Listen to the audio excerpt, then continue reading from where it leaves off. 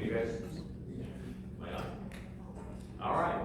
Last session of the day. I see a lot of tired faces. The back half seems to be more full than the front half. So we'll try to make this interesting. We want to make sure we answer whatever questions you have. This is ultimately for you guys. So feel free during the presentation, if you have questions, feel free to raise your hand, as opposed to necessarily waiting for the end. And so my name is Mickey Minhas. I work with Avanci, a patent licensing platform. A little bit about my background. Prior to Avanci, was at John Evans for 6 years. I was head of IP and licensing at Microsoft for a little more than 8 years, and before that, head of strategy at Qualcomm for 13 years. Here, he reported to me for a few months. When that happened, I was like, I can't take this anymore. I'm going to Microsoft. So, all right, I'll let you all introduce yourselves. Sure. Right. Thank you. My name is Nandan, and the last panelist has showed up right in time, I suppose. But good to be back. I mean, I love this campus. I've been here on many other occasions, including this campus is the host of one of the nation's biggest science Olympiads for middle and high schools. I don't know if you guys knew that. But onto the topic of this panel. So I work at Viasat. I've been there almost 25 years now. For most of that time, we worked on proprietary systems. I personally worked on our Ka-band satellite systems, high-throughput satellite systems which revolutionized GEO high-throughput systems with over a gigabit per second of capacity in one satellite. Since then, LEOs have come on, and so Viasat has also entered 3GPP a few years ago, and I personally lead our wireless standards group, primarily at 3GPP, but also at GSMA and other places. So I travel a lot, but I see a lot of the satellite ecosystem as well. Yeah, thanks. Jim Harlan.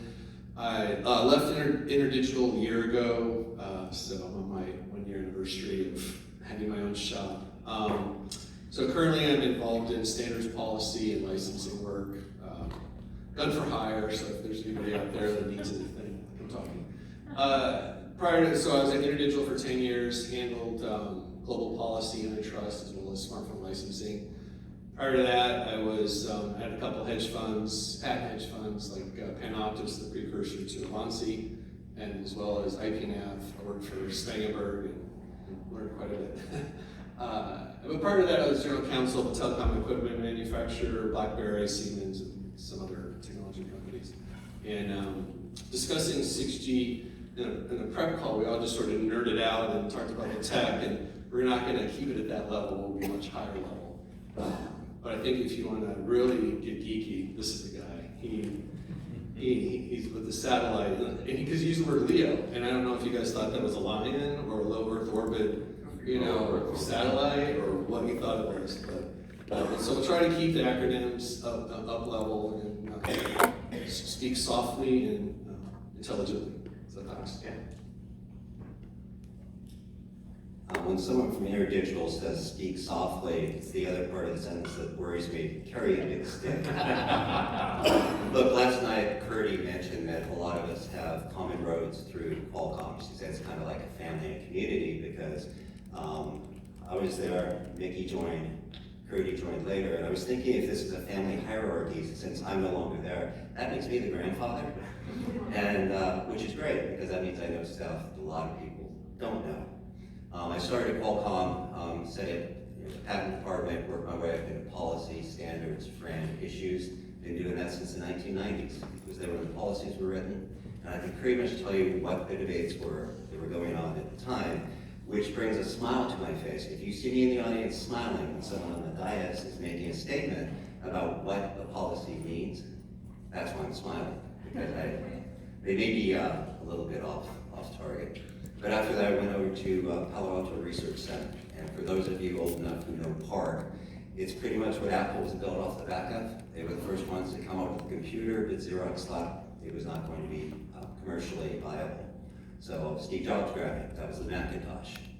Ethernet, another PARC invention. So all of this stuff came out of pure R&D labs, and we took it and protected it with IP, and then tried to find particular markets and, of course, money to go ahead launch individual companies. That's a long topic. Happy to talk to anyone about that. And then I went over to u-blox, and this is why I need to make this statement. u-blox Cellular no longer exists. So my comments are purely my own. I stepped out as a consultant. I would like to say that it's not my consultancy's words either, except I am the consultancy. So it's hard to split the two of us. So whatever I say today, feel free to hold against me in any court of law. But on the brighter side of it is, being able to do this, and after u-blox, I bring a lot of very practical experience because u-blox make modules.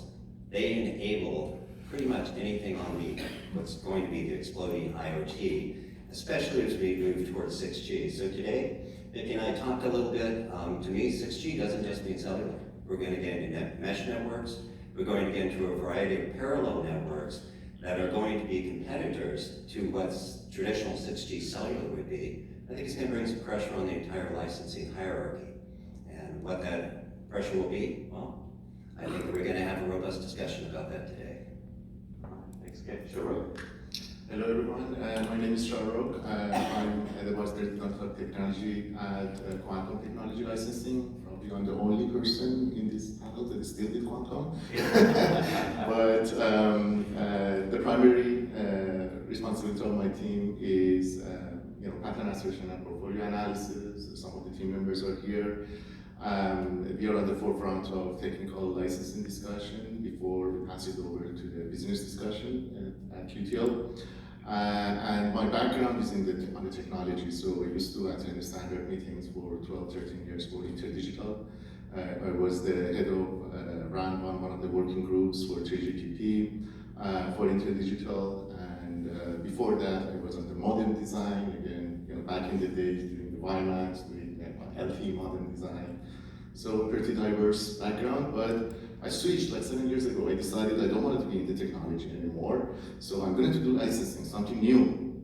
But guess what? Last week, I went to the standard meeting with the gentleman here, so I'm still, I have a lot of passion for the technology, so I'm working very closely with our standard team within Qualcomm, as well as our R&D team, wireless R&D team, video, you name it. All right, very good. You guys are going to make me work as a moderator. First one guy shows up late, and the other, you take 10 minutes to introduce yourself. You're going to make me, this is going to be a lot of work. Okay. So maybe that's why. All right, so let's start with the basics. Then we were all familiar with the G's. One of the things that Ken did not say about himself is that he was really responsible for creating and curating the 3G portfolio that Qualcomm relied upon. I had a similar role at the 4G level. Then 5G happened, now we're talking about 6G. So I'm going to start with you, Sharuk. What is 6G? Why should we care about it? And how's it different from 5G? Very good. So maybe I provide Qualcomm's vision here. Yeah. So we believe that 6G is going to be an AI native system that is going to be built based on 3 pillars. One of them is connectivity that we are all familiar from the previous generations, as well as sensing and compute. And then on the connectivity side, we believe that 6G is going to be designed for a completely different traffic patterns. It's not just about anymore downloading the content or the video as we have been seeing it. So we expect that the devices like handsets and smart glasses and vehicles, robots, and all of them are going to continuously have some form of streaming perceptions, which is very different from the normal communication that we had, and they're going to constantly sending data to the network. So what it means is that you're going to have a massive uplink traffic. You're going to probably require a reliable coverage, obviously, for many of these use cases, ultra low latency. So these AI agents that are going to be deployed on these use cases will be able to respond real time.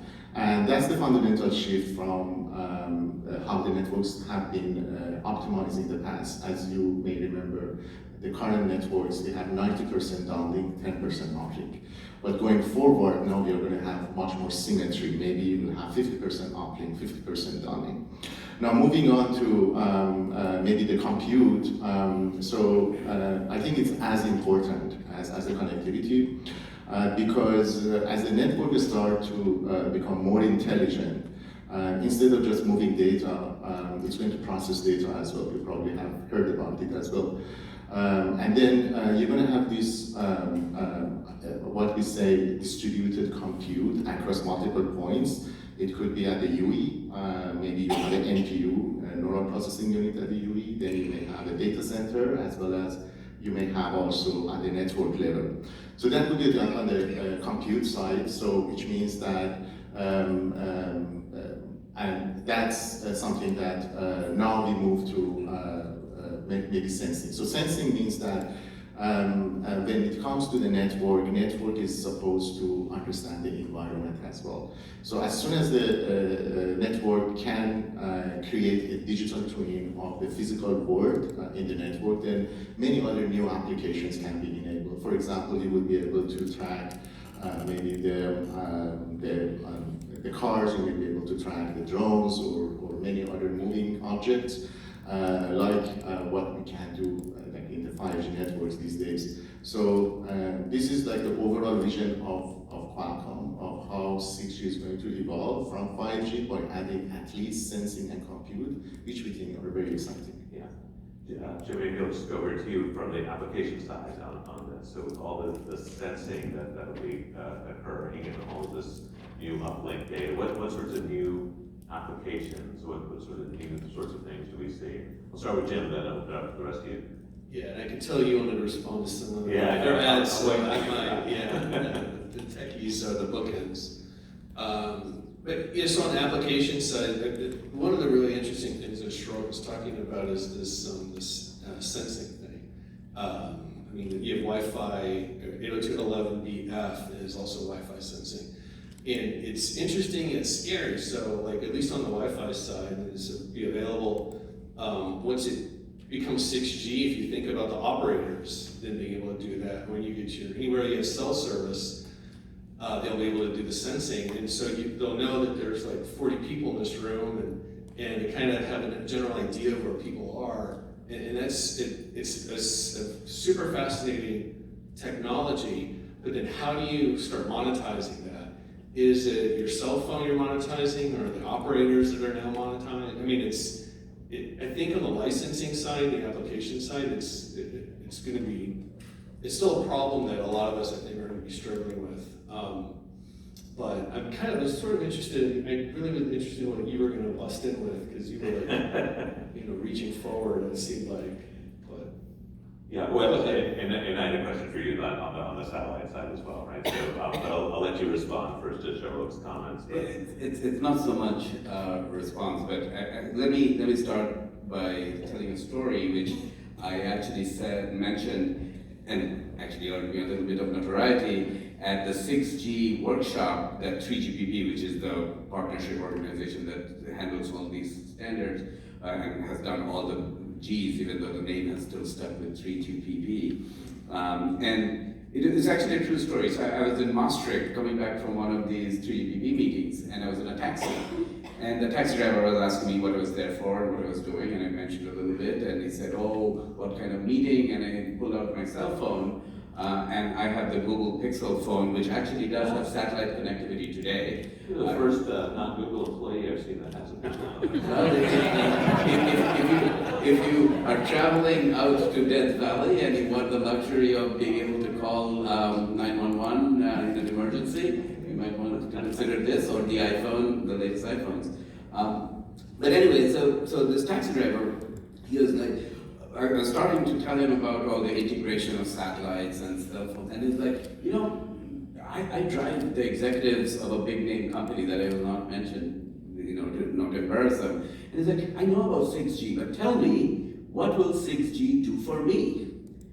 And I paused for a little bit, because there's a lot of this techie discussions, AI, ML, and ISAC, and all of this, but what will 6G do for the end user?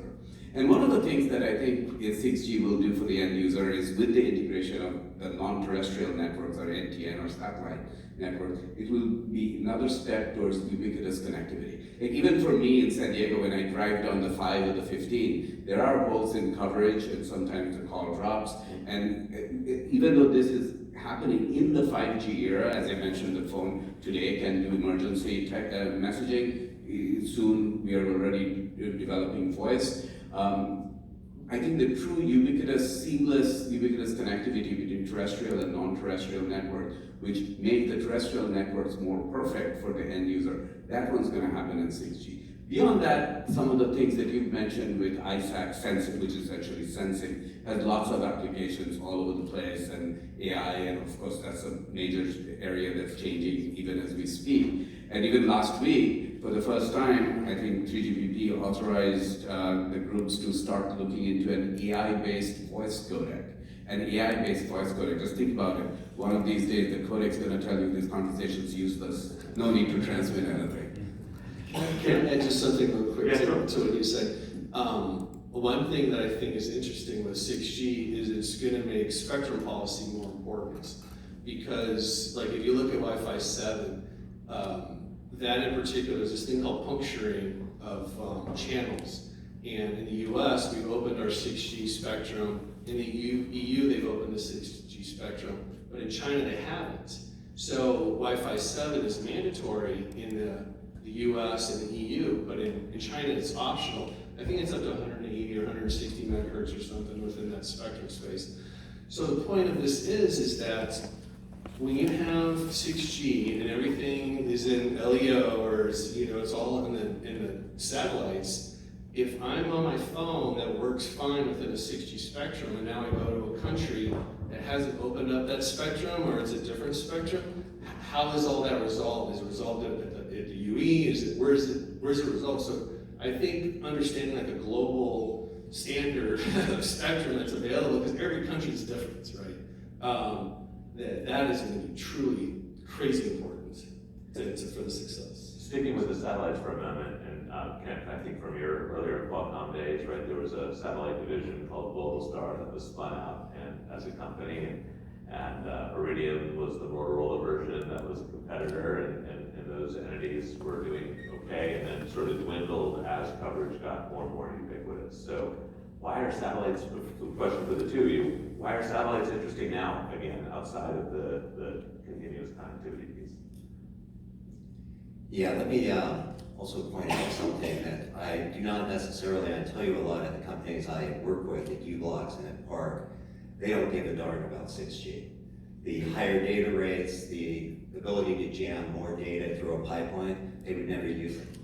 These are IoT companies. On the smart meter, you're talking megabytes of data. They're transferred at 4 a.m. in the morning when the network is at its lowest capacity, and yet they're being charged the same royalty rate as another customer by some patent holders, not by all patent holders, which is why you see some component manufacturers being licensed to folks. Now, how does SAT come in?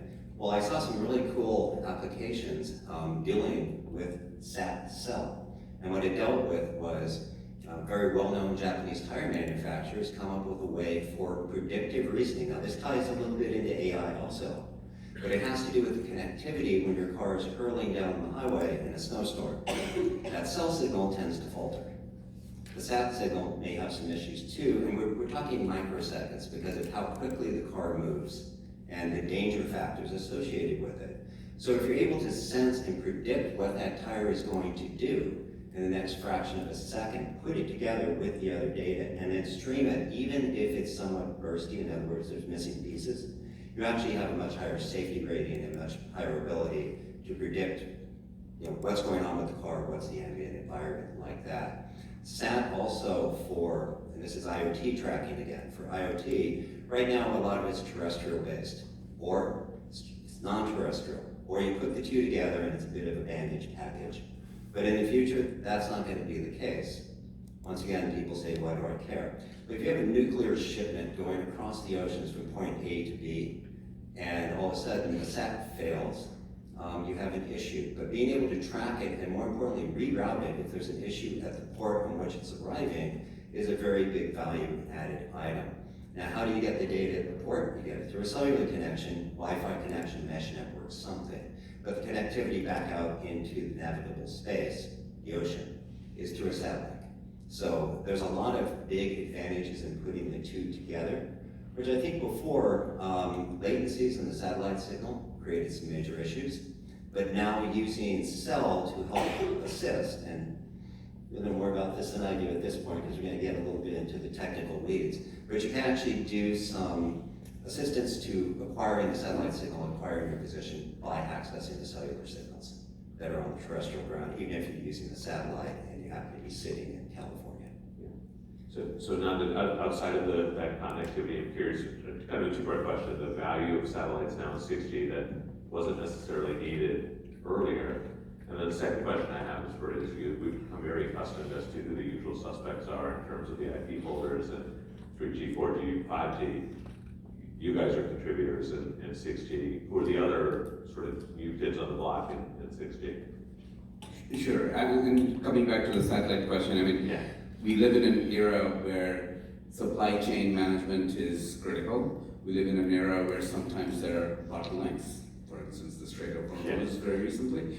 And I think there is a lot of value in being able to track assets throughout their entire journey from one place to another. And like I was in Singapore just last week, and you look out from the top of Marina Bay Sands, and you have hundreds of ships that are parked out there. Now, proximity to shore, you can get cell to ship, but once they're further out, you need the satellite connectivity. So even in satellite connectivity, there are two broad classes. There's what I would call the IoT application, the narrowband, the tracking of pipelines and ships and high-value assets, and for that matter, your vehicle safety sensors and so on. And then there is more wideband and broadband applications for the regions which are hard to reach through terrestrial coverage. Now, you spoke about IP issues. I mean, there's a lot of big companies that are your usual familiar faces that are in the 3GPP contributing, but the satellite industry, I would say, as a whole, started getting involved towards the second half of 5G from what's called the release 17 era. Right now, we are doing release 20, then that's release 21 is really starting from the 6G era. So the satellite industry, both in Europe, China, India, of course the United States, including SpaceX, I'm sure all of you have heard of the IPO, and other companies, including mine, Viasat, Amazon, we're all involved in this together. So I would say this is a very exciting time. Can I add one comment? So from the early days of the NTN in 5G, I was heavily involved on understanding what needs to be done to enable the existing terrestrial network for non-terrestrial communication. And what we realized in release 16, 17, and 18 was that there is this very marginal thing that you have to do on top of the existing networks, and that's the whole point of the NTN, that you wanted to make sure that you're designing a cellular system that supports the satellite as well. So they realized that maybe for closing the link budget, because the satellites obviously are far, maybe they have to make some enhancements here and there. So particularly the impact on the spec was not significant. But at the end of the day, you're using the same wireless air interface, so you just have to be very careful to say that, hey, this NTN is designed separately in parallel with what we already have for terrestrial network. That's not the point. So you have the same waveform, same channel coding, same modulation, anything and everything the same. But on top of that, when you are creating certain parameters, for example, you know the delay is going to be higher. So what do we do for the round trip delay? Then you may increase the, let's say, a window for discovering a signal from, I don't know, 10 milliseconds to 1 second, something like that. So this is something that I wanted to clarify, which means that a lot of these traditional telecom companies are heavily involved designing the end-to-end of the system. I think Nathan knows that better than me. Yeah.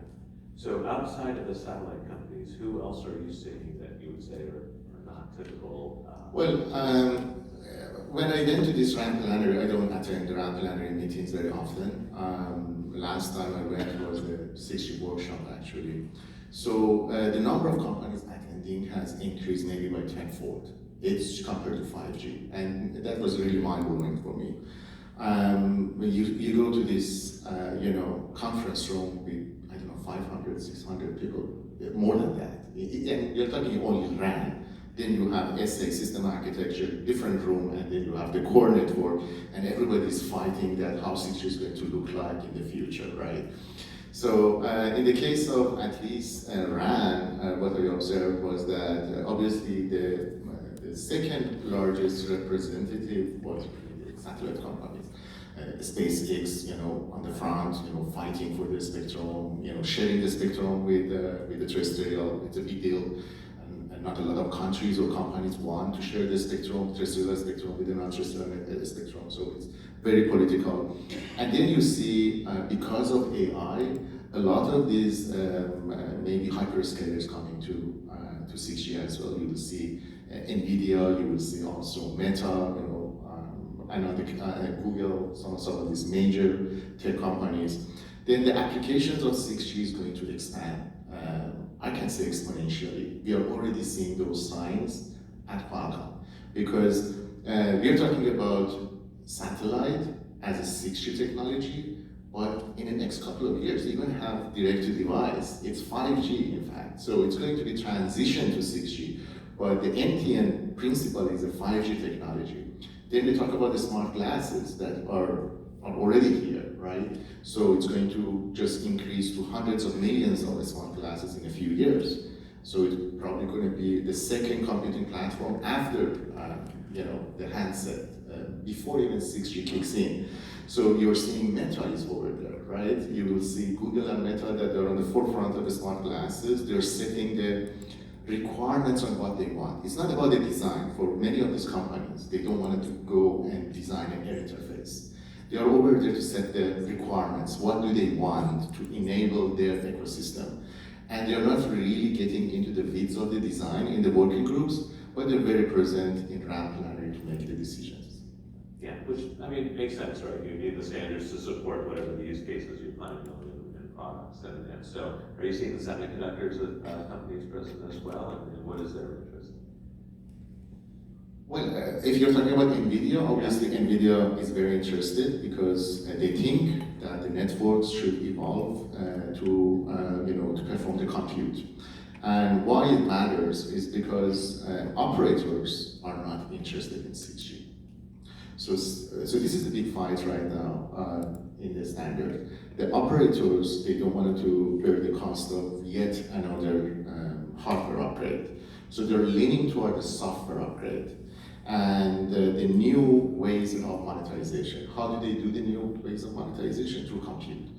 Selling, for example, tokens, right? Just the last few months, all three operators in China, China Mobile, I think China Unicom, China Telecom, all three of them are offering packages for tokens.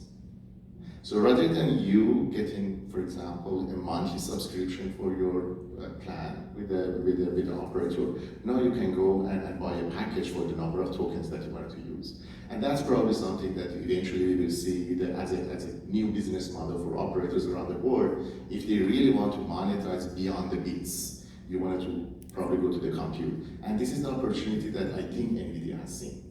The question for all of you, just to drill down on those, you said sort of a resistance on the part of the operators of wanting to adopt. Can you go through a little bit of why is that? What are the economics of the operator? What happened? I'll let the others comment and then I can. I'm happy to chime in a little bit. So there is this debate that it's really started at the 6G workshop in Korea last year, is should 6G be revolutionary or should it be evolutionary? And I think over the last year, there's been a lot of back and forth, and it's really coming down to a software upgradable 6G whose waveform is essentially similar to the 5G waveform with some improvements in coverage, applications, ubiquitous coverage in satellites, and so on and so on. And it's really driven by the operator community. And you wanted to know why. I think it's economics. Essentially, the operator community is saying their investments into 5G, they would like to see it stick around before they are actually having to do a hardware upgrade to 6G. In fact, many operators are exactly as Shurab said, they want a software upgradable 6G for precisely Yeah, they don't want the hardware lock-in that's currently going on. So it's the whole black box theory that everything's just upgraded by software, which is could be troublesome. It's sort of you've got the 3GPP model where you innovate at layer 0, the hardware layer. But if you're not innovating at that layer, you're going to innovate higher up the stack. You still have some opportunities at the 0 layer, but I understand what they're saying, because the investment and the ROI off that investment is obviously they want it to last as long as possible. So if they can just send a software upgrade to a programmable chip, and then boom, next thing you know they've got 6G capability. Yeah. Shuruk, you mentioned earlier that uplink traffic is going to go from something like 90-10 to 50-50, right? And you sort of commented on some of the low-end uses of data that can be transmitted on there. What's comprising this uplink traffic? What are the new edge devices or new edge use cases we'll be seeing? Go first. Sure. Oh, go ahead. We're talking about consumer devices. That sounds like what we're referring to here, and that's what usually drives the networks. But when you take a look, and if you close your eyes on what's going to happen with 6G, and then look at, like say, competing technologies such as mesh networks and like that, let's drop it into an industrial manufacturing situation, which is of great interest. We all know that you can predict failure of a machine. You can put a vibration sensor on it and say it's going to break at point A. Or you could say it's vibrating now, we'll watch it, could break at point B. But the whole idea is that when you have the sensors that start loading the network, whatever the network is, the 6G network, and you can couple it with AI, what you start doing is you start creating a predictive environment. And you talked about the supply chains. That's so critical when you actually manufacture a product, not for a consumer, but especially for industry. And this is why IoT is going to explode as 6G moves up, is because you can actually go ahead and say, all right, I'm going to have these two machines in this facility in California, they're going to fail. They comprise 60% of my output. I'm going to have to drop down to 20%, but I've got the other manufacturing facility over here in Arizona. I'm going to divert it over there.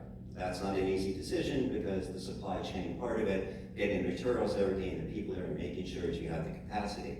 If you have AI, which is monitoring all of these systems and like that, it actually can make the decision on what to do with the routing characteristics independent from an individual person, which is sorry, but people tend to be a very slow part of the network. When you say this machine is going to have a problem, what do we do? AI will solve it in a second, reroute your supply chains. Once again, we got the port of entry issue, that can be solved. You can, through SAT and Cellular, you can more accurately track where that raw material is coming in because they lose containers all the time. You can even find out if it's hanging from the crane in the port. How soon is it getting to you? Is it going to be a 2-week delay or whatever? So that's some of the stuff that's on the industrial side that the consumer will never see. I don't think the networks realize that that capability can be handled beautifully through edge computing in the 6G network. Because these other alternatives, they're there, and I think they're going to be competing, but once again, it's going to come down to a price factor. That's just the reality of a business. It does come down to what the end price is, and the price points are not as flexible as with consumer goods. And I find that to be unfortunate because most of the cases we read coming out of courts are consumer goods, and that does not apply to pretty much all the internet or all the IoT applications. Hey, that's so good because it sparked a kind of a thought. Do you, and this is for actually the outside too, the techies, who have seen an increase in attendees at the 6G meetings, do you think that's a function of kind of a licensing environment, since this is kind of a licensing-ish type conference, that has evolved over 3G, 4G, 5G? We've all seen sort of that hockey stick graph. Do you think the more attendees there are a function of an interest in the licensing, or are they interested in the technology, or are they interested in both? Or, I mean, because, satellite companies, you could probably count on, one hand, maybe two hands, who were involved in 5G. Now it sounds like there's more.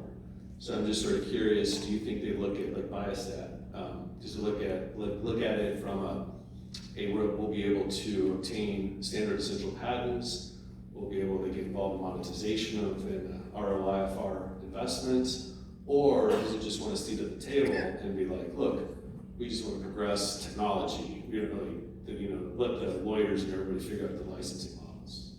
Maybe I can comment first. what I have observed, because we're doing a lot of pattern analysis as well, we're looking at the landscapes. It doesn't look like, at least for satellite companies, monetization of patents matter. So they have very, very small portfolios, if any. So it's more about enabling the ecosystem for them. But you have to also look at it from monetization, how it's going to impact, let's say, the landscape. If you have a direct-to-device, let's say, satellite communication, the end device is the handset, right? So whoever is going to be the OEM of today is still going to be the target, for the entire, CSEP. And NTN is a part of that. So generally, you cannot go and peel it off and let's say that I'm going to charge a little bit more. I don't know how it's going to look like. It hasn't happened. We haven't even internally thought about it because it's so early. But generally, in 3GPP, it's not like that. You have a collective cellular. In our contracts, when we have a licensing agreement with any company, they have access to the entire portfolio, the entire CSEP. We are not peeling off the NTN, we are not peeling off IoT from 10,000 families and telling them that you have to pay a little bit more because you have this feature. So that's how I'm looking at it from, at least on the satellite side. If you look at NVIDIA, they can't care less, right? They don't even come to the working groups. If you wanted to build a patent, you have to come to the working groups, really get engaged. They may have one or two people coming to monitor the whole situation. But they're just sitting back, waiting for the ecosystem to be built, and they're behind it. Then they can monetize their GPUs or whatever. Yeah, interesting. Yeah, I can add to that I completely concur. I think the entire NTN delegation from all companies around the world is smaller than Qualcomm's. No, that's still quite large. and so yes, our goal is really to be able to access the ecosystem of millions of devices. That's what it really comes down to. And it doesn't stop at just cell phones. So that's the one additional point I wanted to make. There's the cell phones, which is of course the biggest in terms of number of devices, but automobiles are coming up very quickly. Maritime, if you came on a plane, there is both the passenger Wi-Fi experience, but there's also the cockpit Wi-Fi experience, which my company, Inmarsat, Inmarsat and Viasat merged, but Inmarsat has done years and years, decades of experience using for safety services for both the cockpit, for both maritime as well as airborne. So putting all of those devices, varying terminal types in one ecosystem, we feel will bring the cost down. And in fact, 6G, one of the big drivers of 6G is the desire to support different terminal types. It's not just a cell phone. Just staying with the automotive piece for a moment, and maybe twisting this a little bit to autonomous driving. What is the role of 6G? Where do you see it proceed? Where it will be used in a more autonomous world? Do you want me to start? You go ahead. So, in order to explain this, I think we have to take a step back and look at the AI aspect, because we hadn't talked about it, and I think these are all very, very relevant. So, the way that we look at it, 6G and AR are deeply connected. Right now, what we are seeing is that we are still the first phase of AI expansion, where you will see that AI is still in the crowd. You have running in the big data centers, trained on the huge amounts of corpus of data from the internet, and then we are using things like ChatGPT, Gemini to answer questions, right? But what's going to happen in the next 4 or 5 years is that the AI is coming to the edge. You heard it probably multiple times, that AI at the edge. What do we mean by that? Is that the AI is not going to stay digital.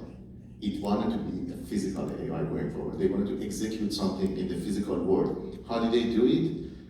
By having all these new use cases. So you can look at the car that you mentioned, or any autonomous robot or whatever, as a robot, right? So it's an AI-enabled robot that is going to interact with your physical world. And if that's the case, then all of them would require connectivity, 6G. So you should look at it as an umbrella of all these AI-enabled devices. And then you're obviously going to have the AI agents on top of that as well. So. Yeah, I wonder if people ever think about why F1 drivers can drive so close together at a high speed and they don't crash into each other. Same thing with NASCAR and like that. It's because they're using very advanced predictive analytics of what the car in front of them is going to do. The same thing is going to come to the real world of automobiles, getting past privacy and issues such as that. But imagine if your car could sit there and watch the characteristics, which humans are pretty good at, but we tend to be texting on our phones instead of driving the darn car. Imagine if it can sit there and make the correction for you, predicting that the car in front of you with a 90% or higher degree of certainty is going to make a particular move or a particular maneuver, and then it's going to be able to help you. It's much more than just lane correct. But the other thing that's required in that is the ability to process the data quickly, hence 6G, and do it quickly. I mean, there are latencies, and this has been a problem with developing driverless cars.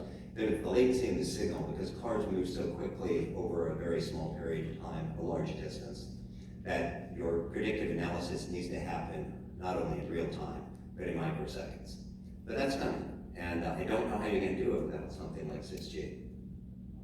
Well, we've reached a gold mine, which was that we did say, again, into AI, 36 minutes into the presentation, so do this, but it's discussed how 6G will be an AI native network. Can you guys explain what it means to be AI native in this context? Who wants to go first? I can go if you want. Well, when you think about the AI integration at this point, I don't think it's just about putting like an AI feature into the device, into the network. You shouldn't look at it that way. I think it's much broader shift that we are observing. You're going to have AI starting to shape how the whole system is going to work across the device, the network, and the cloud. As I said, the compute is going to be happening at least 3 nodes, which is going to be the device at the edge and also at the cloud.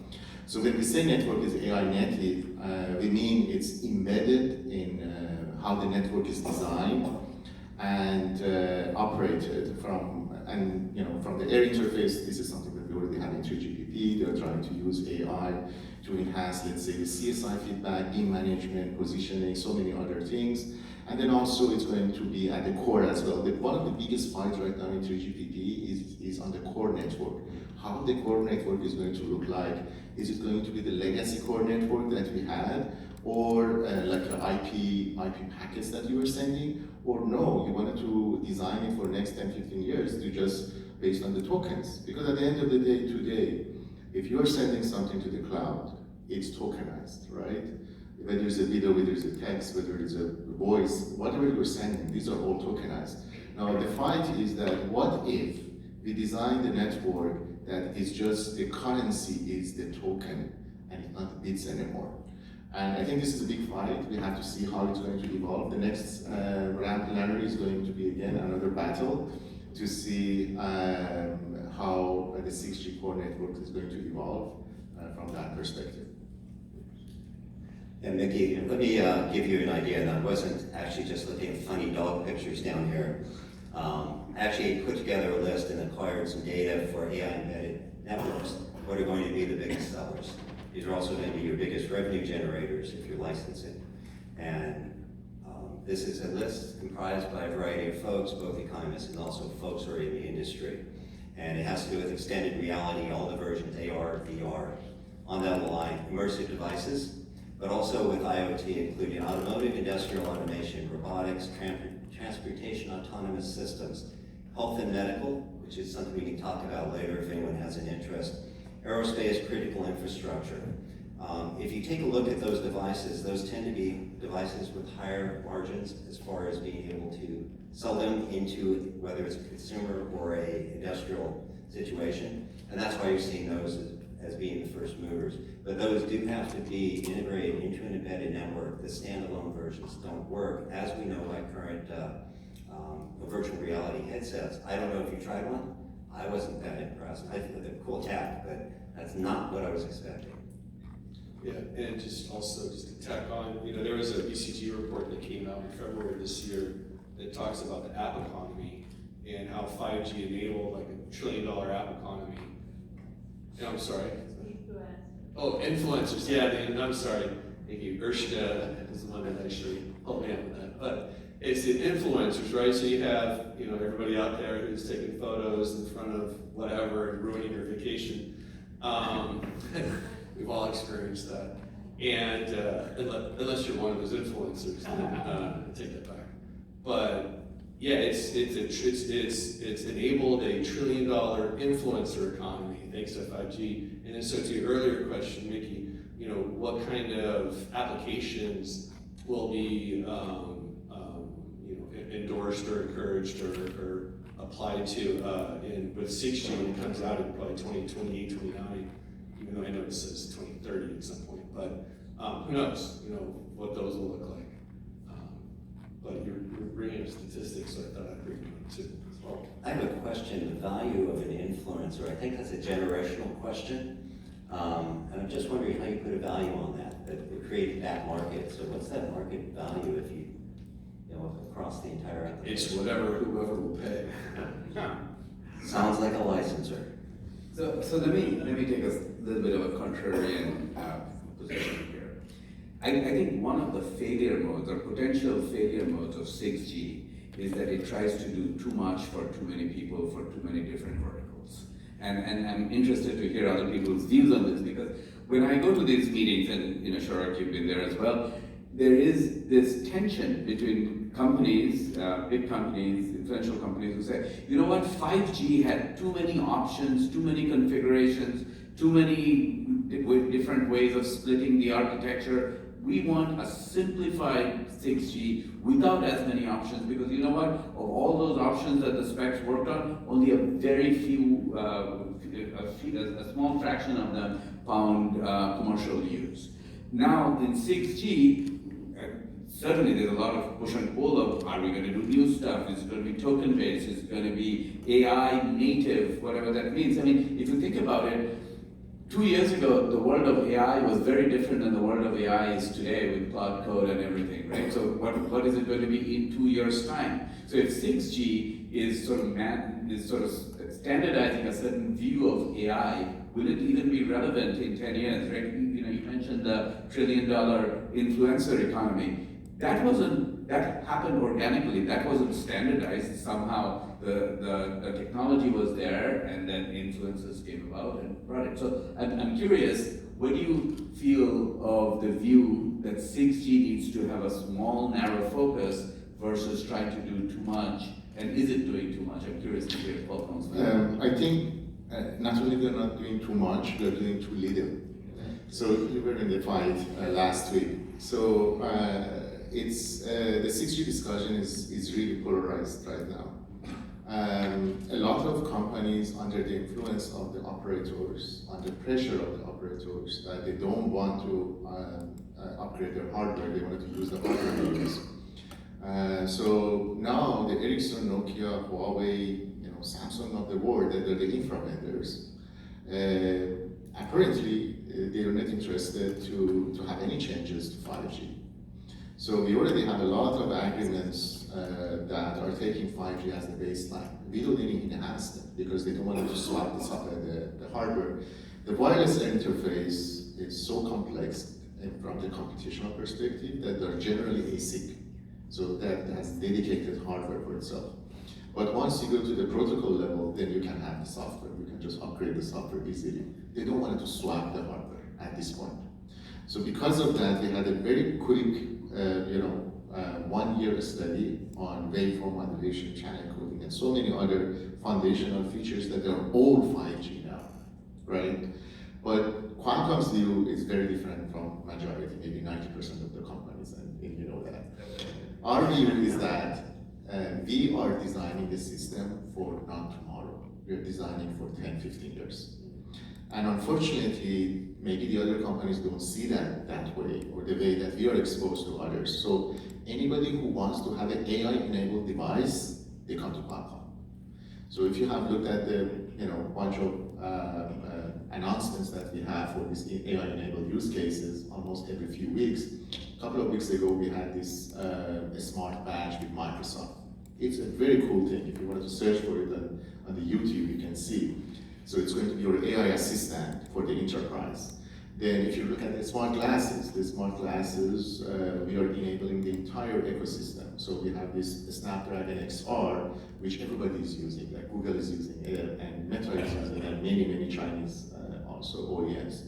So we are seeing this requirement coming from basically a lot of these other device makers who come to Qualcomm, and we are afraid that the existing design cannot support this uplink heavy traffic going forward, as I mentioned earlier. And the second thing we are seeing, our CEO actually called this year the year of the agentic AI.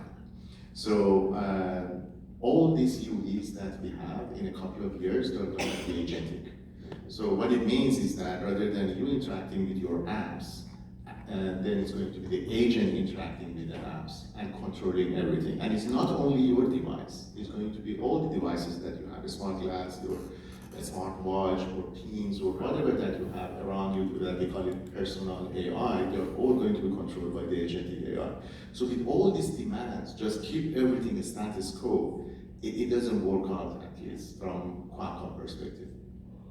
So, Yeah, no, I really wanted to hear that and wanted you all to hear that because I'm very familiar with it. Just to give you a sense of the kind of debates that's going on in 6G, we spent a lot of time over whether 5G would be used as a baseline or as a reference. The baseline or reference, those two words, I don't know, it took up multiple hours of the session. So if that's your cup of tea, I'm joining you. So I think I heard you say 2029, 2030 is sort of personalization. I think there will be a test system for the LA Olympics in 28 that will be used. Twisting this a little bit to the licensing side of the coin, what do you expect to see, to the extent you guys can talk about it? What are licensing rates going to look like as different? Will they be the same as the 5G, similar to 6G? What do you predict? I mean, the two in the middle, since you're not affiliated with companies, can speak a little bit more freely about this, but I'm curious on all your perspectives on that. Sure, I'll just go ahead and start. So, EDC is the secretariat for GPP, and that's where most, if not all, of the ICAR policy or ICAR submissions go. There is a notion within EDC that there's these ex-ante rate disclosures maybe a year or two before a standard is frozen. So when we saw with 5G, Ericsson, Qualcomm, Nokia submitted their ex-ante rate disclosures. I think Qualcomm's was like 2.25%, and the other two had like $1. But so if you extrapolate that out, at least probably by, if we assume that Wi-Fi 6 is finalized at 29, just an assumption, then probably by 27 next year, I'm assuming one or all or an additional more companies will provide their ex-ante rate disclosures. So that I say that as a preface to I don't know, but I'm sure next year we'll probably see more and more of that as the issues bubble up. But that's not. I'm assuming it's going to be next year, based on 5G. Yeah. From a business standpoint, what I have seen and what I predict is going to happen, I'm going to limit my remarks to IoT, and I'm going to try to keep them short, because the last thing my daughter said when I walked out the door is, "Don't talk too much, Dad." I think I've already violated that rule. But IP valuation needs to move to a more systematic valuation of what the IP value actually is for the application. I keep hearing about fragmentation. I keep hearing about, well, things that worked here, things that failed here. What can we learn from the past? And the one thing you need to keep in perspective about that is when you look at what we base our thoughts on, which are the published cases and also the available licenses that we can actually see, these are between huge global companies that are fighting out over a variety of product lines that have different performance metrics that make their market. That's absolutely wonderful. But when you move forward into 6G and you're looking at IoT, the connectivity is a big part of it. It's a huge part of it, because if you can't get this data from the sensor in real time and get it to process, you really don't have anything to sell. But I will use U-Blocks as an example. U-Blocks' cellular division was being driven to and I might talk with you about this, Jim, was being driven into the ground by not being able to compete in the marketplace, because it was a company that I'm responsible for making this error. We actually believed in proactive licensing at the component level. We found some companies would do it, some companies would do it at first, that then changed their business models and wouldn't. And what we found was the value factor, which ties directly to the IP that we offered to our customer base. They looked at it and said, well, I can get that over here from a Chinese manufacturer, and I could do it at 40% of the cost, 60% of the cost. Now, I appreciate a lot of these modules and things we're talking about when they're looking at it. We're talking things that run $7.50 to $15. It's just a component that goes in. But still, the IP that's paid when it's valued at the end product level, all of a sudden, you know, the small company can't do it if the customer doesn't buy it, they can't pass the cost through. So what we found was the margins were squeezed so tightly that you couldn't do it. Well, does this lead to fragmentation? Well, yeah, because you're going to have more people who allegedly hold out. As I was talking to you, Mickey, about this. We used to do for a small company, and I'm using my definition, which is a $200 million revenue company, not the EU definition. That's an SME that doesn't exist. That's why you never see them. They're like leprechauns under the EU definition. But when you look at a company with $200 million in sales, your ability to have a complex network to do the analysis is small. So it fell on me and a couple analysts. And we would look at the patents, and just like Tim did, and from talking to you early on, we did a scoring basis. We rated them, new technology, old technology. We looked at releases and the standards. How early did it come in on 5G? Was it released 27, 28? Right? Where is this? What is this? What's the value? We did this for 4G also. And then we would look at it, put it all together and say, all right, here is a value that we could pay depending upon the other terms and conditions we get in the license. There were some very unique ones. As a couple of people in this room know, there were some that you're never going to see in another license because they had great value. And you put it together and you said, this is what we can pay, and then you go out and then you do your negotiation. But if you cannot be competitive, say a 4-year license, if in year 2 you cannot be competitive with a reasonable profit margin, your ability to finance your company disappears. And what you have is something that moves to commoditization, not within 10 years, but within 3 to 5. And all of a sudden you can't sign the license. I don't know how many times we got accused of holdout. Absolutely not holdout. It was, don't close the company sooner than it eventually closed anyway. That's the realities when you start dealing with this. But when I hear fragmentation, I think especially 6G, IoT, if you take traditional models and try to force them into that space, that is a fundamental error. You're going to miss out on 90% of the market. If you think of product verticals as something that is separate and distinct depending upon what it was, or what it is in the consumer space, in manufacturing space, or what, and where that value brings, you're going to end up with a very different approach to how you're going to do your licensing. Because I cannot find a smart meter company right now that is happy paying a royalty for a cheap smart meter, your gas meter, that does that megabyte dump at 4 a.m., takes 1 second to do it, and then they're charged a full royalty charge, and they're like, well, we can't pay, so does that mean we're holding out? No, it means they're trying to stay competitive in the marketplace with the product they sell. And if you think that that 3, 4, 5 cents makes a difference, yeah, you can lose entire bids off that. Do you want me to go next? Yeah, please. So when it comes to risk, of course, it's very early at this point, and it will come much later once they're deployed. We keep talking about the deployment, right? But the principle is going to be consistent across the generations. The rates ultimately has to reflect the value that the standardized technology added to the device, right? That's very important. This is the principle from our side. We haven't announced our 6G rate yet, but I just give you a hint that in the past, when we transitioned from 4G to 5G, our rate didn't change. It was 3.25% with a certain cap. So I don't know at this point what would be the rate that Qualcomm is going to charge for 6G, but we just wanted to enable the ecosystem. What is really exciting for Qualcomm, and I think that this is something very different, maybe I have to mention it as well. So when I was attending 4G and 5G at the beginning of the generation, we didn't know what we were designing for, right? At the beginning of 4G, we designed 4G, we came up with KPIs, well before iPhone moment, right? And iPhone came and everything exploded. When we were designing 5G, we didn't know really, do we need a V2X? Do we need like a license? So we started rationalizing it, that we need this and we need that, and we designed for like 10 different verticals. What is different in 6G is that all of these AI-enabled devices are coming up in the next few years before even 6G shows up. So these days, now the use cases are driving actually the 6G. That's what I think. It's very different from 4G and 5G. So you're gonna have a lot of new devices enabled with 6G beyond handset, and that's very exciting. Interesting.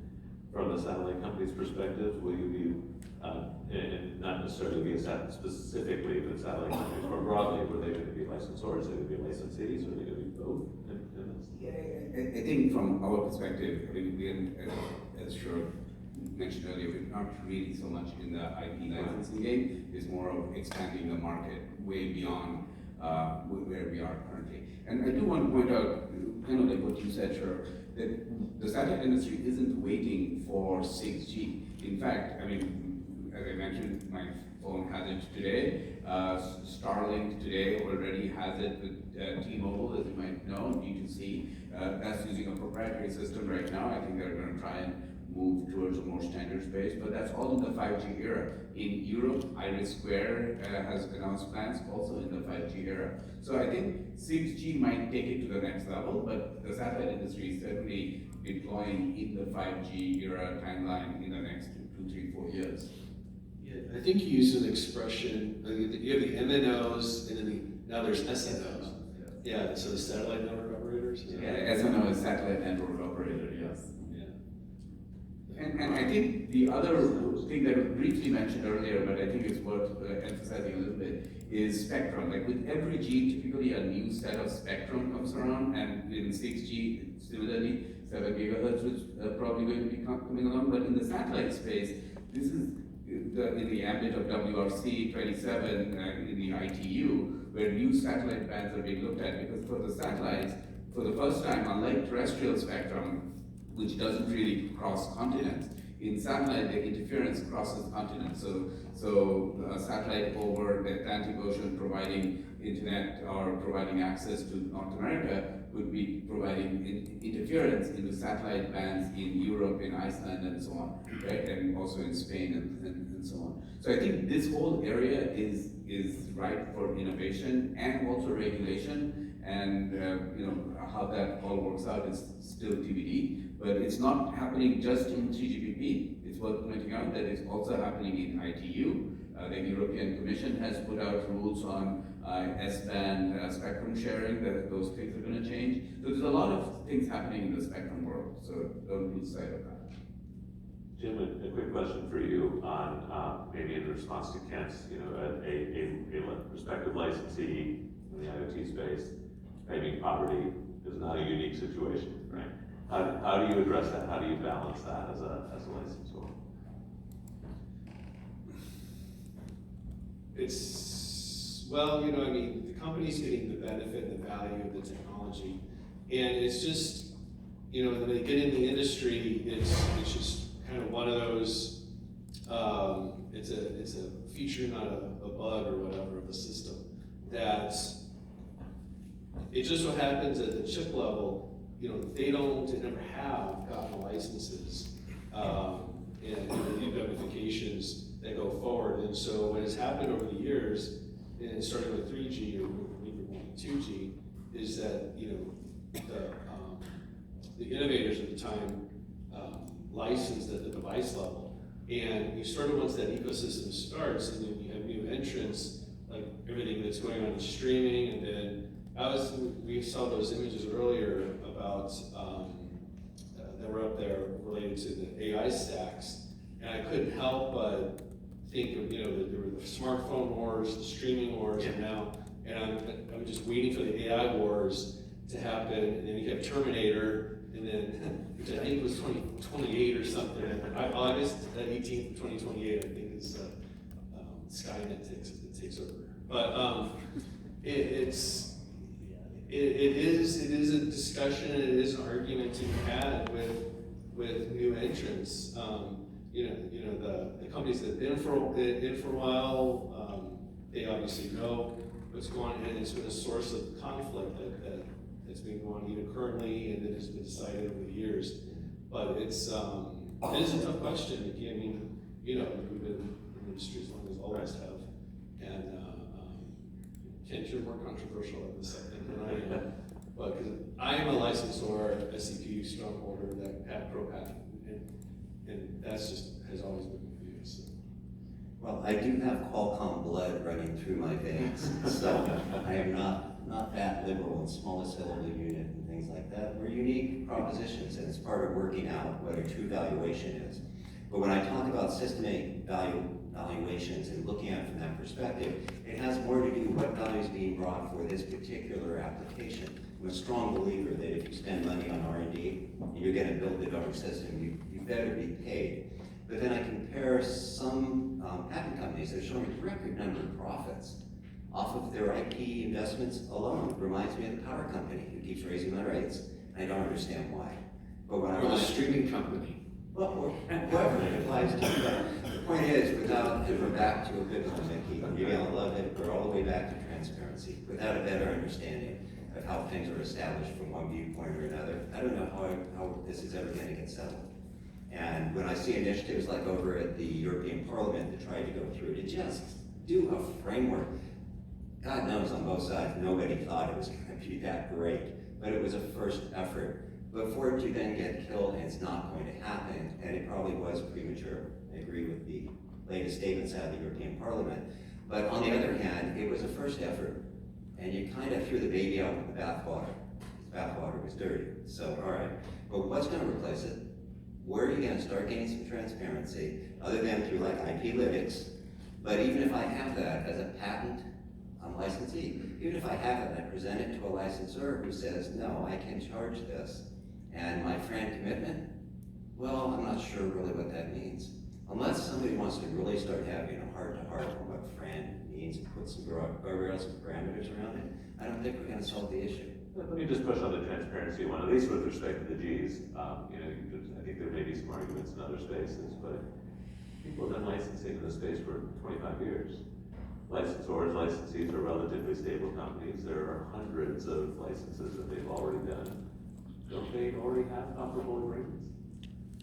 I have to be careful here, because we're going back to 3G, and what got started there at Qualcomm and how rates were established and what was able to be derived. I appreciate if you go that far back in cellular physics, which nobody owns, less Qualcomm, everything going onto a 3G platform.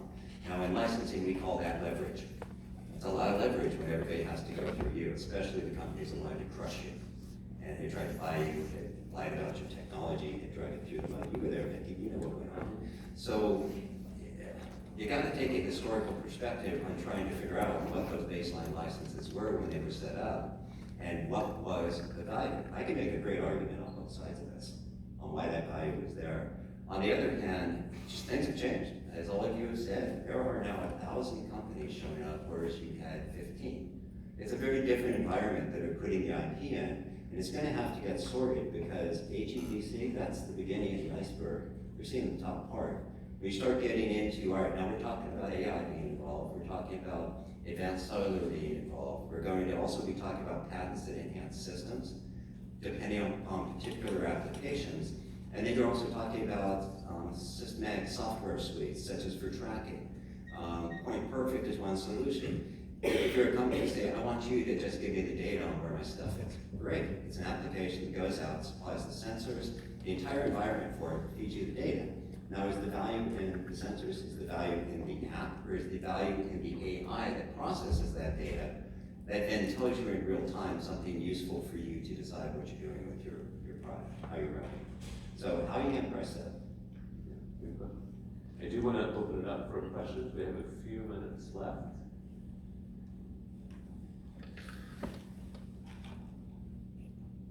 Yes?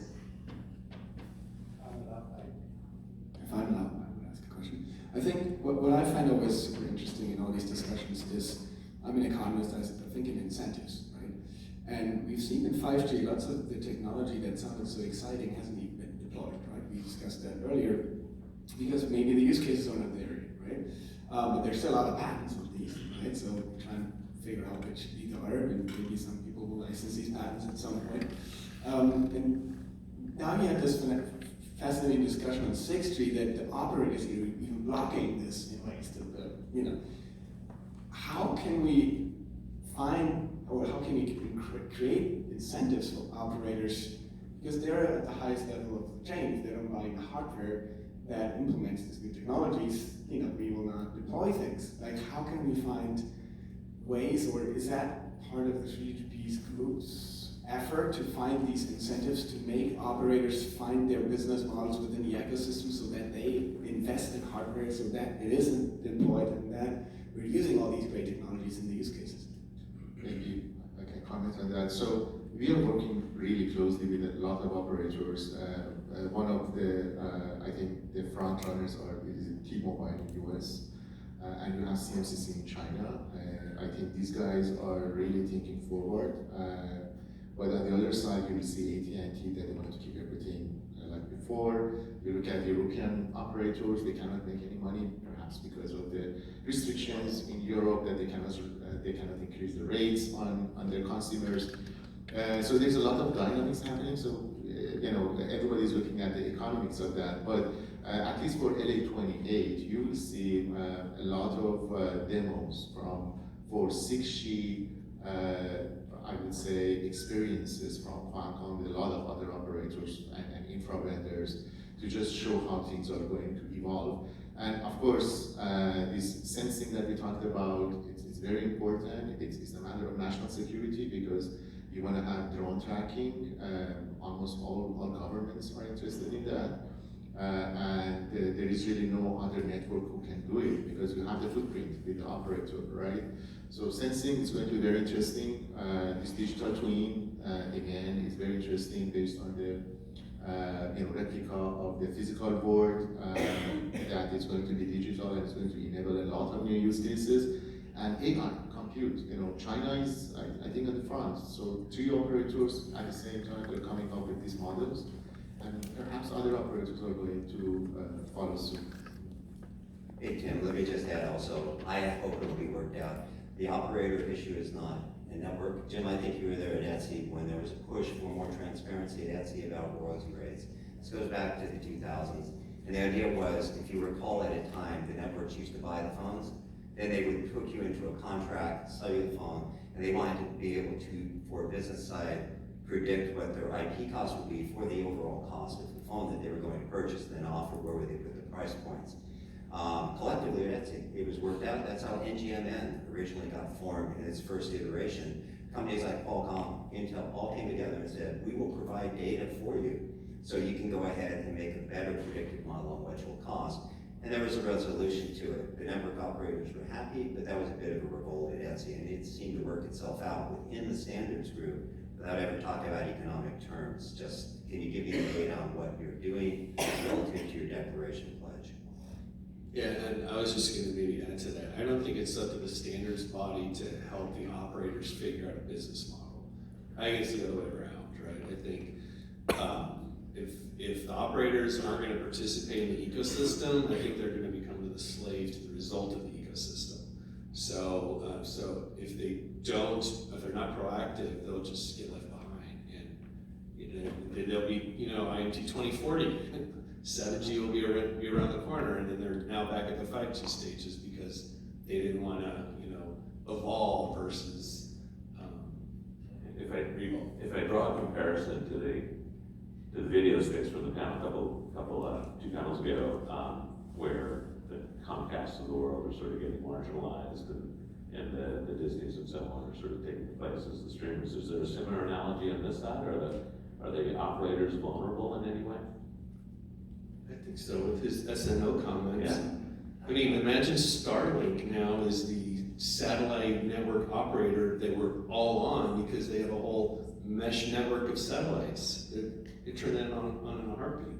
Yeah, I mean, there are different models, obviously, and I mean, Viasat's view is that the SNOs shouldn't be threatening the MNOs, and that we work with partnership with them. But the other companies could have different views. In 3GPP, the operators are very active. I think Sheriff mentioned T-Mobile, Deutsche Telekom, AT&T, all the Europeans, the Indian Reliance, Jio, the Chinese operators. They're all very active. So they are telling us what they want to see, and that's the tension I mentioned. That many of them say, as you said, a software upgradable, slim 6G. Others maybe have more expensive views. So this tension will have to resolve itself through participation and contribution over the next couple of years. But that's the whole purpose of the standards body, right? It's the consensus and all that. Right? So if at the end of the day, that's the way that everybody wants it to go, then that's where it's going to go. Other question? Oh, one in the back. Can you hear me? Yes. Great. Not many hands, so I hope you forgive me a question. It's more about 5G than 6G, but actually it does overlap quite a lot with Tim's. So, sorry, Matt Noble, Burnburn. So I remember when 5G was about to come out, right? I was at one of the CES shows where 5G was on the cusp of release, and it was fever pitch, right? The excitement in the industry for 5G was off the chart. I remember going to an AMD keynote. Even AMD was talking about 5G when they weren't really that involved. But looking around, a lot of people are saying at the moment that they think 5G has not been the success that was anticipated, right? And you see that in the legal decisions as well, right? There's a Chinese legal decision where 5G was found to be less valuable than 4G. In the Samsung ZT decision just a few weeks ago, Mr. Justice Mead declined to find an uplift on the royalty rate for 5G, citing lack of success. I think John from Disney said earlier on one of the panels this morning, in reference to the video codecs, maybe you don't need to keep going because it's good enough. I think you mentioned that 5G was an example in cellular where we reached that. So I really wanted the panel's view on whether there's just a misunderstanding about the value of 5G, or whether it really has not taken off in the way that people were expecting. And if it has been not as successful as people were thinking, then is that going to change with later versions of 5G, kind of in the way that 3G only became really valuable with HSPA or HSPA plus? And are we just missing value like the $1 trillion influencer market? And I hope that's not the answer, because I don't want to be the one persuading an English judge to value influencers, because that's not going to work. Yeah, I think that statistics more about the enablement of subsequent, the long tail economy or whatever. But there was a theory a few years ago, maybe even more than a few, but prior to COVID, that it's the even number G's are the successes, right? So people might have that view that 5G is not the success because they really remember 4, and then have that comment about 5, but 6 will be better. I mean, who knows, but just the theory that the even number G's are more, it looks like it's been that way so far, but you never know. So maybe I go next. I think this is a massive misinformation from our perspective. 5G, it was a step enhancement and improvement over 4G. So one of the reasons that in 6G they're not changing the building blocks, because there was such a step function in 5G.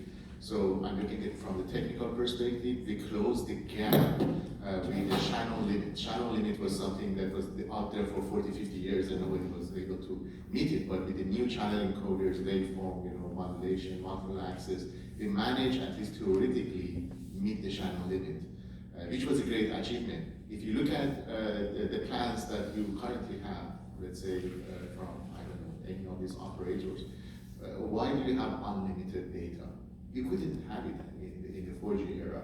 You look at the quality of the video conference that you have. All these things is because of improving the latency, improvement in the throughput, and all these things that we did. And forget about the millimeter wave, because millimeter wave was not really deployed everywhere, but it's still the mid-band that was added later on to 2.5 gig. It was extremely useful for the users. And we switched from FDD, if somebody is familiar with that, frequency division operates into TDD, which is again a huge paradigm shift for cellular, and that's why we have such a dynamic and capable 5G, that people see a little motivation to go to 6G unless they see, let's say, AI is dominating. And we're already seeing it. People haven't seen it yet. The agentic AI traffic, very different from the normal traffic.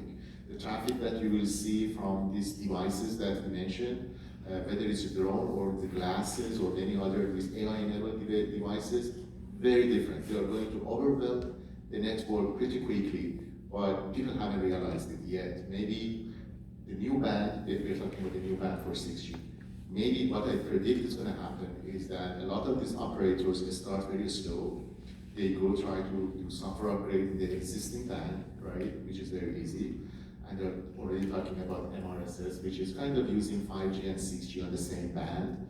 And then once they realize that they're running out of the capacity, then they go to the new bands. There are new bands going to be standardized between 7 to 8 gigahertz. So still it's a mid-band, it's not really centimeter or millimeter wave, but it's inevitable. You will see by mid-30s that people are going to move to the new designs and they forget about this software upgradability, new hardware, new design, all these things.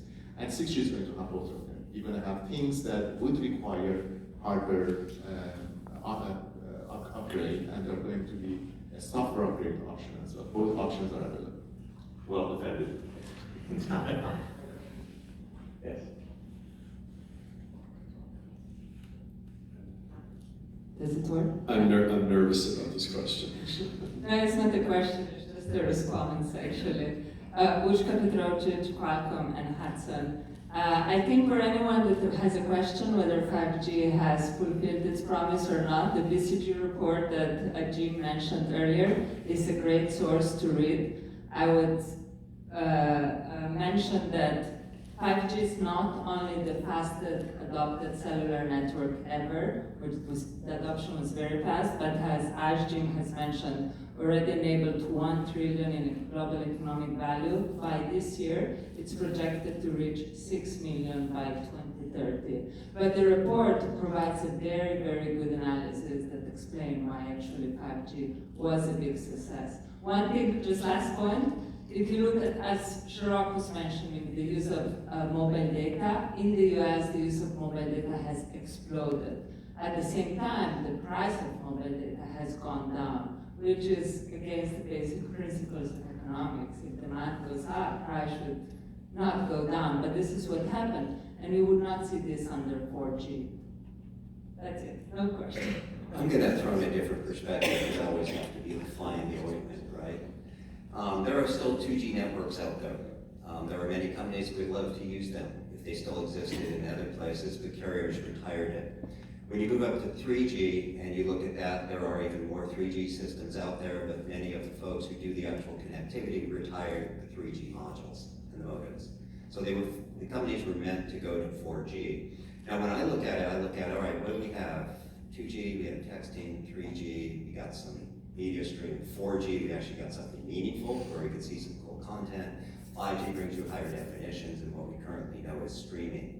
And I'd love to know the demographic breakdown of what you said about the increased numbers and where those numbers are flourishing, because there's another part of the market who really was stuck and would love to have 3G, but realize they can't stay there, because as soon as the module's not made or the network's retired, they may not need the extra capabilities, but they certainly have to have connectivity.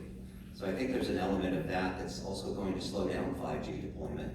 Because some people, like Gertie, when you said my 12-year-old TV is fine, everyone keeps going back to it. My 12-year-old TV, mine's 10, it's perfectly fine, same thing. When do you plan on upgrading? Okay? See, there's no need, there's no compelling reason to. When you look at the technology, sometimes that compelling reason starts to run out. However, with 6G, it's a game changer for certain industries. For other people, it will not. For first movers, perhaps, headsets, things like that. So I'd really be interested in seeing the demographic breakdown. I mean, there's still like LTE Cat 0 and IoT. I mean, there are like softer, lighter versions of that are solutions for the IoT space, not necessarily 2G, 3G. And I know those are deployed in, Africa, third world countries or whatever, and so they get shut down all the time in the larger economies. All right. Well, thank you, everyone. Kent, I'll call you on your landline. But I appreciate everyone's time.